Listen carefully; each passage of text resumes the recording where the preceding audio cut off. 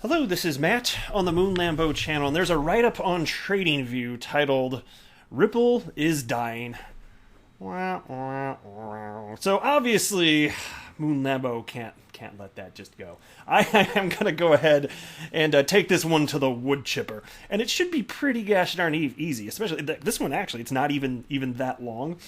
But it's fun because it presents an opportunity to engage in some critical thinking, and this was a write-up by somebody that, to me, it seems clear, nothing personal against them whatsoever. It seems to me that they don't have a firm understanding of the XRP ecosystem, including what Ripple is doing as far as positioning XRP as a bridge currency here. And so there we go. Now, I'm going to mention something here. I don't really talk about this too much, but there's a small percentage of people that watch my videos, and I appreciate you watching, even if you're one of these people. It's like if the headline isn't positive, you take notable issue with it. Like if I write here, and I'm going to do this actually, part of what's going to be in the video title is going to be Ripple is dying, because the purpose of a video title is to indicate what is covered in the video. And so they'll say something like, Ripple is dying, says Critic, my analysis. I'll call it something like that. That is accurate. That describes to somebody reading that headline the content of that video. So I'm sorry that it's not always going to be like rainbows and ice cream and puppy dogs and all that, but you know what? I am taking this thing to the wood chipper. So I'm just saying here. My gosh, it's like sometimes people would read Ripple is dying. Oh my God, Moon Lambo says Ripple is dying. No, it's just an accurate description of what's going to go on in the video. So I just thought I'd mention that. And it's okay if you disagree, but that's what a title's for. So I'm just saying, man, that's what a video title is for, to indicate what the content's about.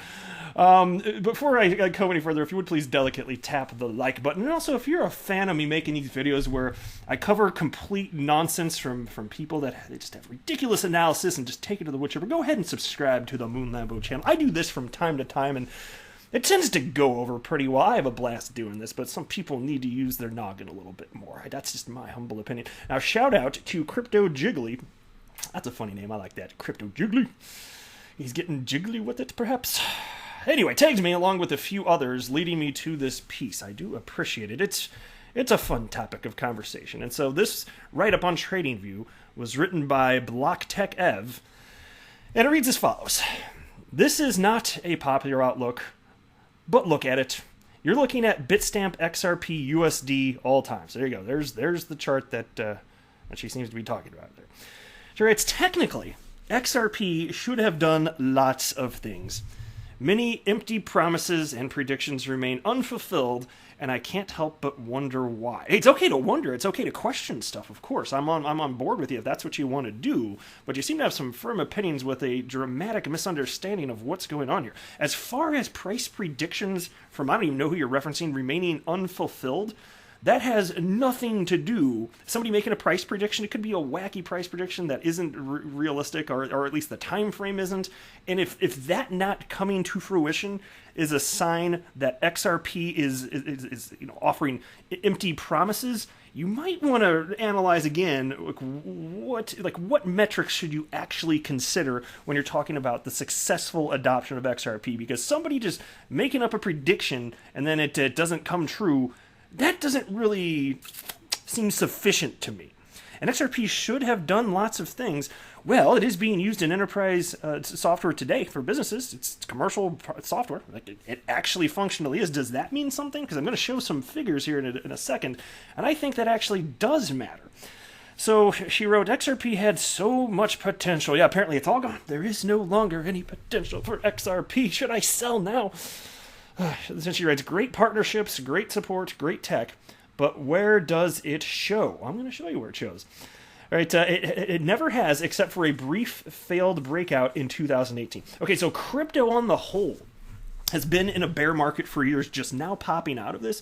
And you could argue that Bitcoin, in terms of price action, if that's the metric you want to use to indicate success, which I would argue is not necessarily the best metric, but even if you want to look at that, well, Bitcoin leads the market, so it's been up, and then usually you see an alt season afterwards. And that does seem to be what we're seeing right now. I didn't pull up live coin watch for this video, but last I checked, Bitcoin dominance had dropped to like 56%. So even though it's growing, it's getting outpaced as of late by XRP and other altcoins. So again, not that that's the most reasonable way to measure long-term viability and success, but even if you are, as of late, XRP's killing Bitcoin.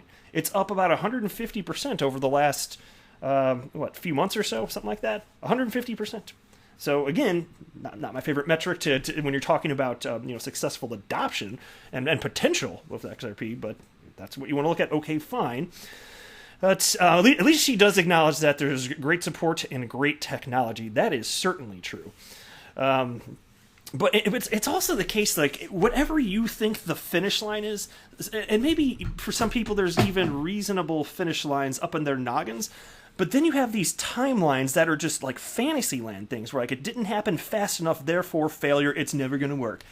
That sounds like that to me here. Had so much potential? Are you aware of the adoption around XRP that's going to matter? Because look, my investment thesis is that utility matters and will win the day, and XRP is functionally being used today, and it's increasing adoption at an exponential pace. So if you want to talk about price action, you know why XRP is where it is?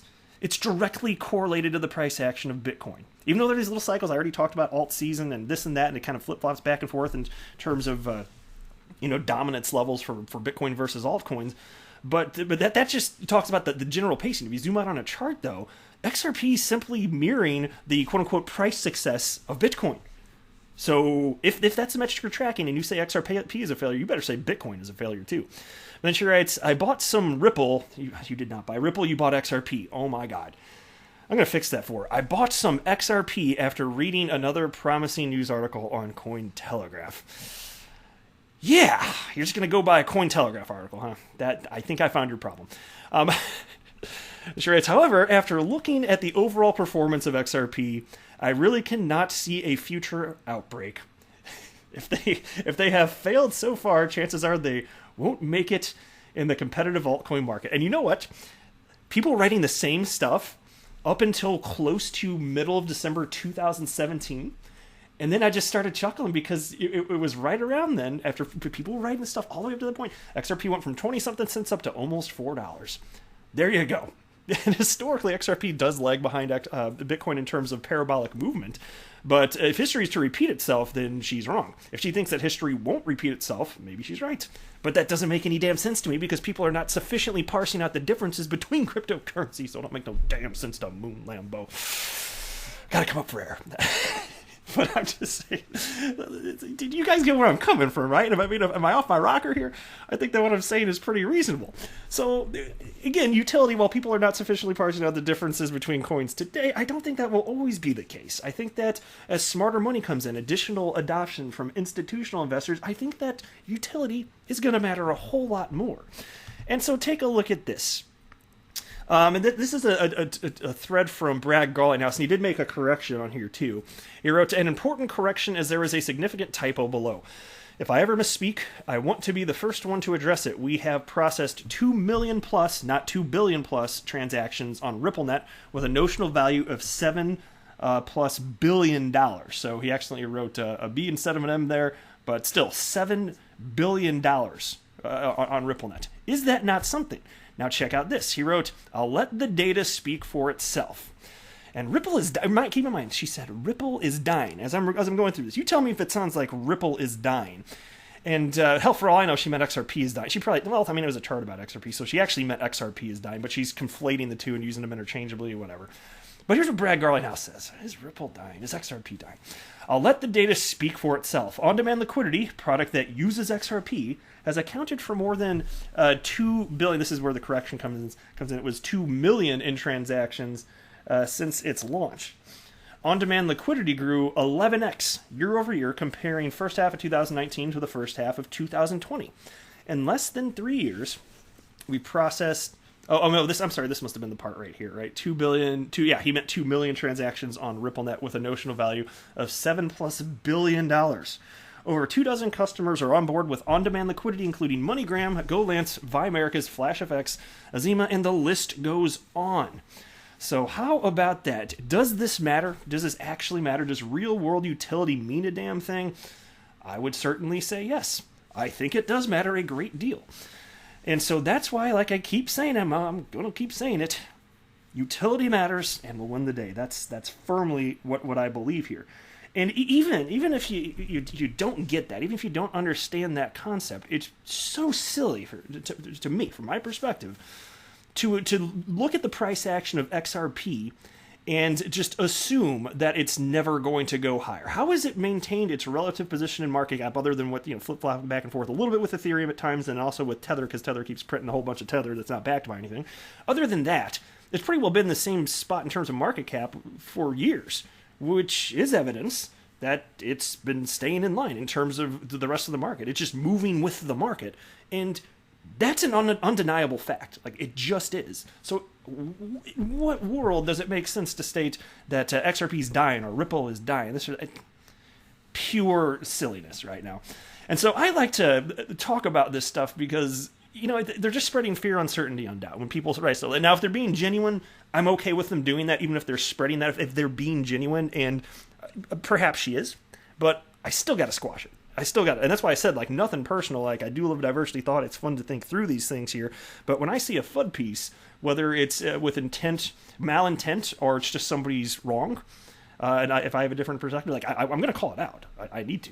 I feel a calling to do so, right? Plus, it really is just fun to think there, though, anyway, so. But you can tell me, did I get this all right? Did I get anything wrong? Are there other reasons that it's ridiculous that perhaps I didn't think of to assume that XRP is quote-unquote dying? Look, I could not be more bullish. I see real-world adoption here, and it ain't stopping. It's just the pace is exponentially increasing. Also an undeniable fact. What do you think matters? And there is no other solution for the train wreck that is the world of global cross-border payments, specifically, the settlement portion of this whole process, right?